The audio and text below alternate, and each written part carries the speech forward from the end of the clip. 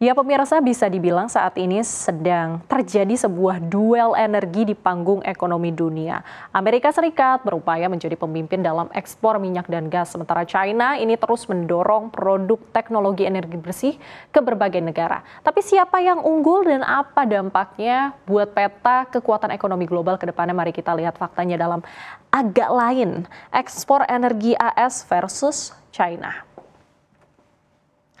Oke, untuk persaingan global untuk menjadi pemimpin di pasar energi internasional kian memanas ya. Di garis depan persaingan ini adalah dua ekonomi terbesar di dunia, yaitu AS dan juga China. Namun yang unik keduanya itu memiliki strategi yang sangat berbeda nih. AS itu lebih banyak menawarkan komoditas energi fosil seperti minyak dan juga gas alam ke pasar global. Sementara China sendiri ini berupaya menjadi pusat ekspor untuk teknologi yang ramah lingkungan seperti mobil listrik, panel surya, dan juga baterai. Dan jika kita melihat data terkini, peta keunggulan sudah mulai terlihat jelas ya. Sepanjang periode hingga Juli 2025, ini Amerika Serikat ini telah mengekspor energi fosil senilai 80 miliar dolar US. Namun di saat yang sama, China juga telah menjual produk teknologi energi bersihnya menembus hingga 120 miliar dolar AS. Nah, ini bukan sekedar pencapaian yang baru ya, karena selisih nilai ini sebenarnya merupakan kelanjutan nih dari tren sebelumnya, di mana ekspor green tech China gitu sudah melampaui catatan rekor ekspor minyak AS sejak tahun 2024. Kita lihat ini ekspor China ada 180 miliar dolar US, sedangkan AS sendiri ini ada 150 miliar dolar AS. Ini sepertinya seperti isyarat ya bahwa dominasi energi global itu sedang bergeser.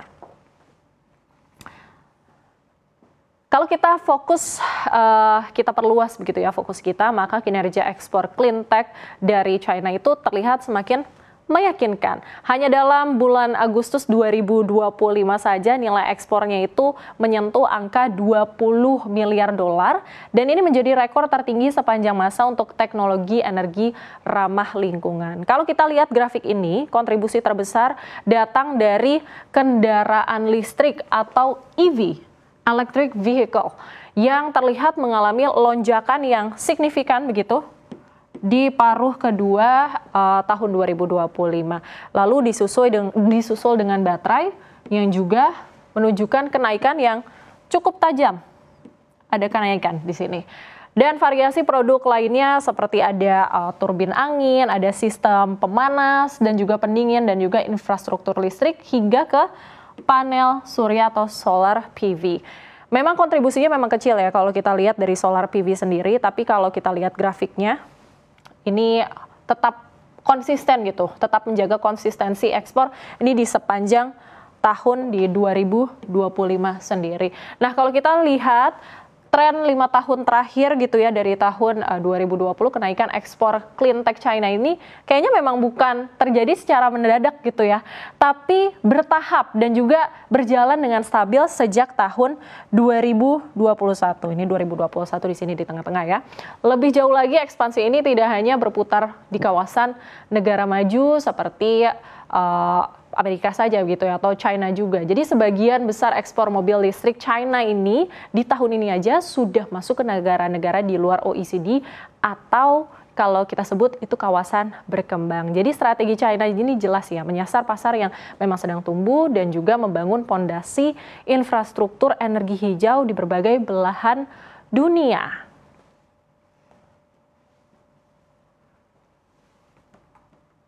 Oke. Yang penting dicatat, ekspor China ke negara-negara berkembang ini juga sangat naik ya, cepat banget naiknya. Bahkan tahun ini aja, lebih dari separuh ekspor mobil China justru dikirim ke negara-negara di luar OECD atau kelompok negara kaya, seperti yang tadi saya bilang. Ini kita lihat grafiknya, ekspor kendaraan listrik oleh China ini paling banyak ke ASEAN, ke Afrika, Latin Amerika dan Karibian, dan juga Middle East. Nah, di sisi lain, China sendiri itu masih menjadi pengimpor besar minyak dan gas karena memang kebutuhan energinya itu sangat besar. Sebagian besar teknologi bersih yang diproduksinya juga dipakai di dalam negeri. Misalnya pada kuartal ini, penjualan mobil listrik di China diperkirakan lebih banyak dibandingkan seluruh penjualan mobil di AS, baik mobil listrik maupun berbahan bakar fosil. Berbeda dengan Amerika Serikat yang bisa mencukupi kebutuhan energi fosilnya sendiri. Lalu seperti apa kekuatan Amerika Serikat di sektor migasnya, kita akan lihat slides berikutnya. Nah, di sisi lain strategi Amerika ini terus berkutat gitu ya di produksi dan juga ekspor minyak serta gas. Sejak masa pemerintahan Trump yang pertama hingga Biden, kebijakan energi AS ini berfokus pada peningkatan produksi domestik komoditas fosil. Dan tren ini masih berlanjut di periode kedua Presiden Trump, di mana pemerintahan ini mendorong pelonggaran regulasi produksi minyak dan gas, serta secara politik menekan laju pertumbuhan sektor green tech. Jadi pada April lalu, Presiden Donald Trump ini mengeluarkan perintah eksekutif sebagai komitmennya dalam untuk membangkitkan dominasi energi Amerika Serikat dengan cara menghapus segala hambatan dalam produksi energi domestik seperti minyak, gas, batu bara, hingga nuklir. Dan menurut Presiden Donald Trump, energi yang terjangkau dan andal bukan hanya kunci ketahanan nasional, tapi juga diperlukan untuk diplomasi luar negeri Amerika Serikat. Trump juga mengkritik nih pemerintah daerah yang dinilai itu menghambat perdagangan energi. Dan dalam pernyataannya juga, Trump menyoroti kebijakan iklim yang diterapkan sejumlah negara bagian termasuk denda berlebihan dan pembatasan di lahan federal yang ia nilai bersifat ideologis. Jadi kebijakan-kebijakan ini menurutnya telah mengganggu keunggulan energi nasional dan juga melemahkan keamanan ekonomi AS. Dan menariknya, Amerika Serikat itu saat ini sebenarnya sudah cukup mandiri nih dalam memenuhi kebutuhan energi fosil dalam negerinya. Jadi berbeda ya dengan China yang masih banyak nih mengimpor minyak dan juga gas, namun sebagian besar produk clean tech-nya itu digunakan secara domestik. Nah, sehingga sisa kapasitas ekstra bisa digunakan untuk menguasai pasar global tentunya. Dari sudut pandang negara pembeli, pilihan antara energi fosil dan juga clean tech gitu memiliki konsekuensi yang ini sangat beda ya. Seperti yang diungkapkan CEO dari Octopus Energy, Greg Jackson, perbedaan kuncinya itu ada pada daya tahan produk. Jadi jika suatu negara gitu ya mengimpor panel surya atau mobil listrik EV, maka itu adalah sebenarnya investasi ya jangka panjang yang bisa digunakan bertahun-tahun. Nah, ini berbeda ya dengan gas alam yang begitu ini dibeli gitu, dan ini langsung digunakan. Nah, minyak dan gas ini langsung habis, jadi cuma satu kali pakai saja. Dalam konteks ini, ekspor clean tech membawa bersama pengaruh infrastruktural dan juga jejak jangka panjang di pasar internasional. Jadi seiring volume ekspornya yang terus bertambah, pengaruh global China di bidang energi hijau juga diperkirakan akan semakin meluas.